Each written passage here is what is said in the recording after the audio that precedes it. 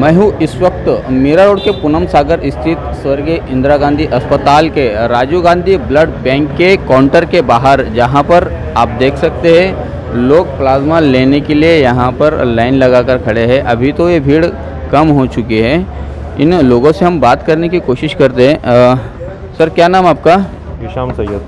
जी, जिशान सैयद जी, आप यहाँ पर किस लिए खड़े हैं? मैं प्लाज्मा के लिए खड़ा हूँ सर, मुझे प्लाज्मा चाहिए मेरे जीजा के लिए। कहाँ पर एडमिट है वो? नेफ्टिन हॉस्पिटल में, मीरा रोड में। ओके, लोग अब जो है ना आ नहीं रहे हैं सामने प्लाज्मा डोनेट करने के लिए, क्या कहेंगे आप? कुछ नहीं, आ रहे लोग, मुझे तो मिले हैं बहुत सारे लोगों ने सोशल मीडिया पे डाला है कि हमारे पास प्लाज्मा है, अगर किसी को चाहिए तो आप ले सकते हो। तो मुझे तो मिले, ऐसा नहीं, क्योंकि मेरा जीजा का जो ब्लड ग्रुप है वो AB पॉजिटिव है। तो AB पॉजिटिव बहुत रेयर है, एक्चुअली जल्दी मिलता नहीं है, बट मुझे डोनर मिल गया। मुझे डॉक्टर ने मुझे आज सुबह ही बोला है, आधे घंटे में मुझे डोनर मिल चुका है।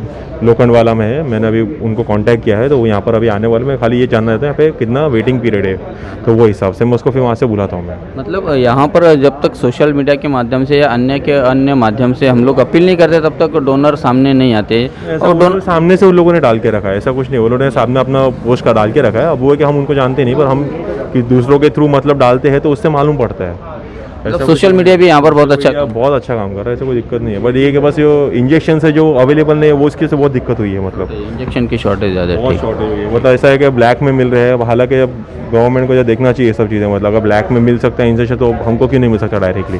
कोई हॉस्पिटल के अंदर नहीं दे रहा है, और जहाँ पर अवेलेबल है वो लोग दे ही नहीं रहे, जानबूझ के नहीं दे रहे। वो लोग बोलते हैं कि हमारे हॉस्पिटल को चाहिए करके, कालाबाजारी कर। तो बाकी के लोग क्या करेंगे अभी? मतलब इसके अंदर 10-10 हज़ार 15-15 हज़ार एक इंजेक्शन का, जो 1800 का इंजेक्शन है खाली। MRP 1800 रुपये, आप सोचिए 10 हज़ार 15 हज़ार मांग रहे लोग। मैंने खुद ने खरीदा है, 15 हज़ार में खरीदा है, मजबूरी में, क्या करूँ।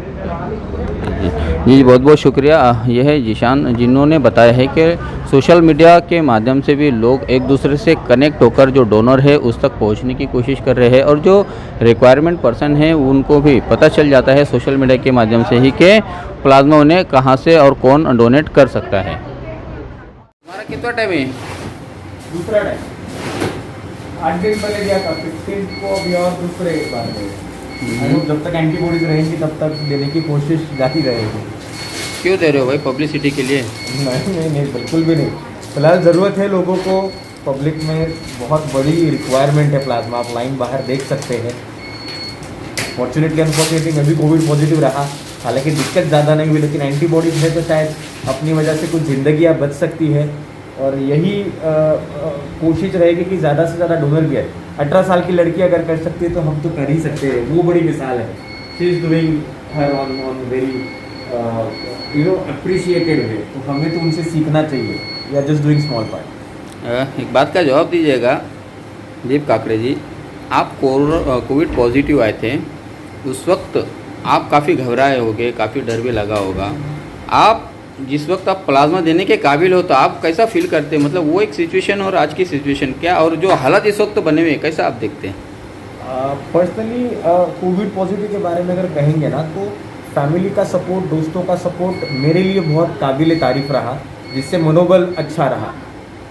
सौभाग्यवश मुझे ज़्यादा दिक्कत नहीं हुई। बेसिक मेडिसिन कोर्स में मैं जल्द ही आइसोलेशन से बाहर आया और आज प्लाज्मा दे रहा हूँ। हॉस्पिटलाइजेशन की ज़रूरत नहीं पड़ी। लेकिन आज अब भी जो सिचुएशन पिछले 10-15 दिन में हम देख रहे हैं वो काफ़ी वर्स्ट है। प्रशासन की काफ़ी बड़ी गलती है इसमें।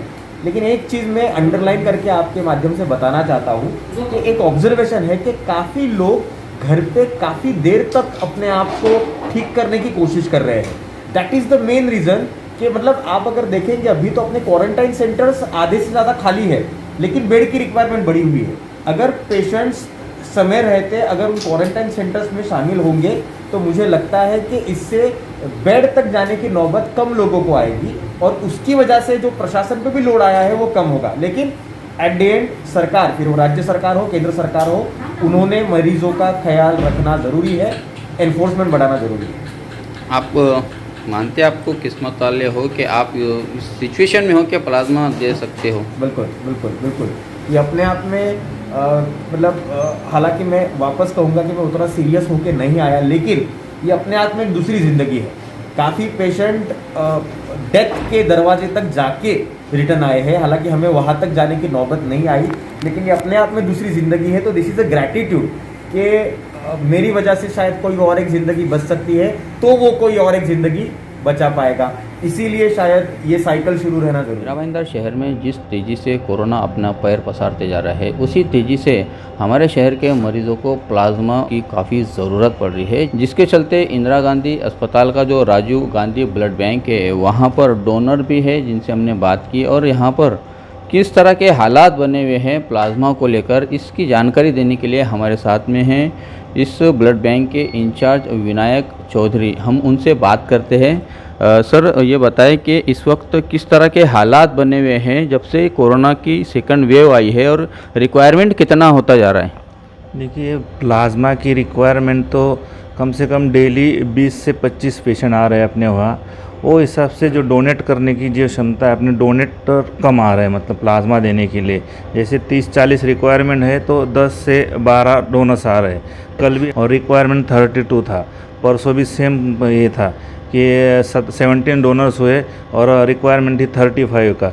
जो रिक्वायरमेंट के हिसाब से डोनेशन जो है वो कम हो रहा है। अगर यंगस्टर लोग आगे आए और प्लाज्मा डोनेट किया तो जो पेशेंट लोग हैं वहाँ बाहर वेटिंग कर रहे हैं, उनको वेटिंग नहीं करना पड़ेगा। हम लोग अपने वहाँ से तुरंत उठा के उनको दे देंगे। जो 2-3 घंटा उनका डोनर सर्चिंग में पकड़ो या हमारा डोनर सर्चिंग का पकड़ो, वो उनका बच जाएगा और पेशेंट को जल्दी से जल्दी प्लाज्मा मिलेगा। सर, एक डोनर को डोनेट करने के कितना समय लगता है, और उससे उसको क्या नुकसान होते हैं या क्या फ़ायदा होता है, इस बारे में थोड़ा बता पाएंगे आप? देखिए, एक डोनर्स को कम से कम आधा पौना घंटा लगता है। जैसे आने के बाद उसका सैंपल कलेक्ट करेंगे, एंटीबॉडी टेस्ट करेंगे। अगर वो फर्स्ट डे एंटीबॉडी टेस्ट किया होगा उन्होंने, तो नेक्स्ट डे उनको प्रोसेस के लिए हार्डली 30 मिनट 30 मिनट या 40 मिनट लगता है। और नुकसान तो कुछ नहीं इसमें। आप एवरी 7 डेज़ के बाद प्लाज्मा दे सकते हैं। जैसे ब्लड डोनेशन आप 90 दिन में कर सकते हैं, वैसे प्लाज्मा डोनेशन हर 7 डेज़ के बाद आप कर सकते हैं, जब तक आपके बॉडी में एंटीबॉडी है तब तक। सर, जो पेशेंट होते हैं कोरोना पॉजिटिव होकर, जो इलाज होकर अपने घर लौटते हैं, उन पेशेंटों को मान लीजिए कि वो 1 तारीख को घर पर लौटे, तो वो 1 तारीख से कितने दिनों के बाद में अपना प्लाज्मा डोनेट कर सकते हैं? अगर वो 1 तारीख को कोविड पॉजिटिव हुआ है तो वो 29 को, मतलब 28 दिन के बाद डोनेशन कर सकते हैं। और मेरा मानना है, जो अपने टेम्बा प्रमोद महाजन जो डिस्चार्ज होके गए, मैं सबको कहना चाहूँगा कि आपको प्लाज्मा मिल गया है, वो इसी तरह दूसरे लोगों को भी मिलना चाहिए। तो आपसे विनती है कि आप आ जाए और प्लाज्मा डोनेट किए जाए कि दूसरे लोगों को हम प्लाज्मा दे सकें। प्लाज्मा कैसे रिक्वायरमेंट ज़्यादा ही है। जैसे सीरियस केस है, अभी आईसीयू में है, वेंटिलेटर पर है, अभी आपको मान इंजेक्शन नहीं मिल रहे हो, ये नहीं मिल रहा है, तो उनके ऑप्शंस में प्लाज्मा है अपने वहाँ। जो उसको सोर्स है कि फ्रेंड सर्कल को आप बुला के प्लाज्मा दे, नहीं हमारे पास डोनर्स नहीं है, उनके पास रहेंगे, वो सर्च करेंगे, मैं सर्च करूँगा, दोनों मिलके उनको एक ऑप्शन है कि प्लाज्मा निकाल के उनको दे सके और पेशेंट को तुरंत रिकवर होने में मदद मिल सके उनकी। सर, ये तो होगा कोरोना पॉजिटिव पेशेंट के प्लाज्मा डोनेट के बाद। आम लोग भी क्या, जो जिन्हें कोरोना नहीं था, क्या वो लोग भी यहाँ पर आकर उन ब्लड डोनेट कर सकते हैं, और उनका भी ब्लड कहीं ना कहीं काम आएगा, लगता है आपको? हाँ, जिनको कोविड नहीं हुआ है वो निश्चित ही ब्लड डोनेशन कर सकते हैं। यहाँ पे अपना 9 to 5 का टाइमिंग है, जो कि पूरा मीरा भाईंदर में एक ही ब्लड बैंक है अपना, इसकी वजह से आप आ सकते हैं यहाँ पे। सर, एक आखिरी सवाल का जवाब दीजिएगा। ये जो मशीन है, इस मशीन के ज़रिए किस तरह से प्लाज्मा डोनेट किया जाता है और क्या काम करती है मशीन, इस बारे में थोड़ा आप बता पाएंगे? ये मशीन का नाम है सेल सेपरेटर मशीन। मतलब जैसे आपने सुना होगा प्लेटलेट, डेंगू में प्लेटलेट यूज़ होता, ये सेम मशीन उसी के लिए यूज़ होता। वही मशीन प्लाज्मा के लिए भी यूज़ हो रहा है, खाली उनका प्रोग्रामिंग चेंज किया है। वो डोनर्स के बॉडी में से ब्लड लेने के बाद यहाँ पे सेपरेट होने के बाद प्लाज्मा अलग से कर दे और उनका जो ब्लड है वो रिटर्न बॉडी में दे देते हैं मशीन। मतलब ये मशीन का ये काम है कि जिस वक्त तो डोनर ब्लड अपना देता है, प्लाज्मा देता है, उस वक्त ही दूसरा ब्लड उसके बॉडी में चला जाता है, मतलब एक साथ में उसी का ब्लड रिटर्न उसी बॉडी में चला जाता है उनका। मतलब ब्लड में से प्लाज्मा सिर्फ निकालती है, फिल्टर करके अपने पास में रख लेती है, और ब्लड वापस अपने उनकी बॉडी में चला जाता है। हाँ बराबर, उनके बॉडी में वापस चला जाता है, खाली वो प्लाज्मा कलेक्शन करते हैं। यह है डॉक्टर विनायक चौधरी। इन्होंने आह्वान किया है हमारे शहर के नागरिकों से, उन कोरोना मरीज़ों से जो ठीक होकर घर गए हैं, वो अपने प्लाज्मा को ज़रूर डोनेट करें, क्योंकि उनके प्लाज्मा डोनेट करने के चलते जो मरीज़ इस वक्त आ रहे हैं उन मरीज़ों की जान बचने में काफ़ी आसानी होगी, काफ़ी फ़ायदा होगा, ऐसा मानना है विनायक चौधरी का। आप देख रहे हैं आरिफ कुरैशी और साबिर शेख के साथ ऑन रिकॉर्ड मेरा भाईंदर। धन्यवाद।